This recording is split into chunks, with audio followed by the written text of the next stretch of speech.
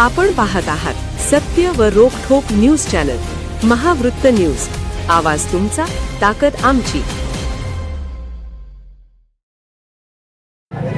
जिल्हा परिषद पंचायत समिती काय वाटते तुम्हाला? आता सध्या शिवसेनेचं वातावरण कसं आहे, तुम्हाला काय वाटतं? फुल, एकदम फुल. काय आतापर्यंत कसं आहे, बहिणीला ओवाळणी टाकली पण आता भावाला ओवाळणी टाकण्याची वेळ आहे. आता आम्ही जोरातून ओवाळणी टाकू हा शब्द आहे. काय प्रतिसाद आहे? प्रतिसाद भरपूर. म्हणजे जिल्हा परिषद मतदारसंघात जिल्ह्यातला उच्चांकी देणारा मतदारसंघ आहे, तर ती ही ऐतिहासिक परंपरा आता अबाधित राहणार का? नक्कीच राहणार. मतदानाचा अंतिम टप्प्यात आलेला काय वाटतं तुम्हाला? कसा प्रतिसाद तुम्हाला काय वाटतं? भरपूर आहे.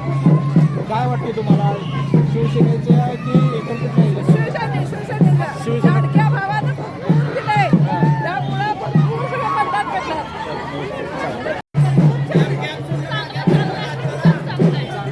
काय वाटतं तुम्हाला? सध्या आता इथे 3 उमेदवार जिल्हा परिषदचे आहेत, भाजप, राष्ट्रवादी, शिवसेना आणि काँग्रेसचं. तर इथं वातावरण कसं होतं? कुठल्या पक्षाचं होतं? शिवसेनेचं. काय शिवसेनेचं वाटतं? त्यांच्या कामाच्या वेगळ्या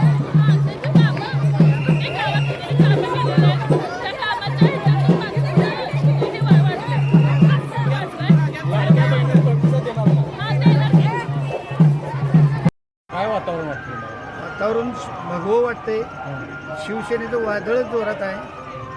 भल्या भल्यांच्या पायाखाली माती सरल्या एवढं मोठं वादळ आहे भगवं. आणि दोन्ही धनुष्यबाण निवडून येणार ही 100% खात्री आहे. कारण ही बोलण्याची सांगायची एकच आहे की नरके साहेबांच्या फंडातून जी कामं झाल्यात, साधं गटारसकट राहिलेलं नाही कुठल्या भागात आमच्या शे मतदारसंघात.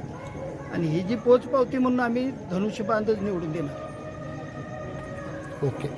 सध्या जे जिल्हा परिषद मतदारसंघातलं जे इलेक्शनचं वातावरण आता ते अतिथी काय वाटते तुम्हाला? युवकांचे काय युवकांचा संपूर्ण पाठबळ जर बघितलं तर विश्वनाथ पवार साहेबांच्या पाठीमागेच आहे. त्यांनी फक्त काही इलेक्शन आहे म्हणून या आता इलेक्शनमध्ये उतरल्यात असलं काही नाही आहे. जवळपास 4 ते 5 वर्ष झालं त्यांचं संपूर्ण काम कार्य त्यांचं जे आहे केरली गावात असेल, निगवे गावात असेल, अशा बऱ्याचशा गावांमध्ये त्यांचं काम चालू आहे. तसं बघायला गेलं तर क्रिकेट, फुटबॉल असो किंवा कोणताही क्रीडा प्रकार असो, त्यामध्ये त्यांचं मार्गदर्शन हे मोलाचं राहिलेलं आहे.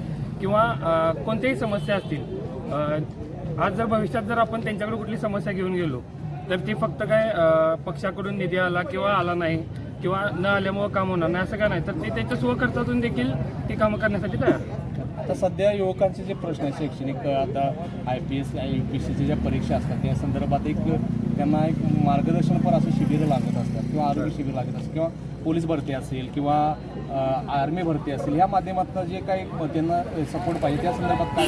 त्या संदर्भात अभ्यासिका साहेब चालूच करतील. त्या संदर्भात आपण जर त्यांच्याकडे प्रस्ताव घेऊन गेलो की प्रत्येक गावात एखादी संस्था असतील, त्या संस्थेमध्ये जर आपण अभ्यासिका लावली तर साहेबांच्या माध्यमातून ते आपण करून घेऊ शकतो. एक चांगले खेळाडू तयार व्हायसाठी एक क्रीडांगणाची अपेक्षा असते, तर त्या संदर्भात तुमचं काय मत आहे? क्रीडांगण साहेबांचं जर बघितलं तर प्रामुख्याने मेन उद्देश हा क्रीडा आहे.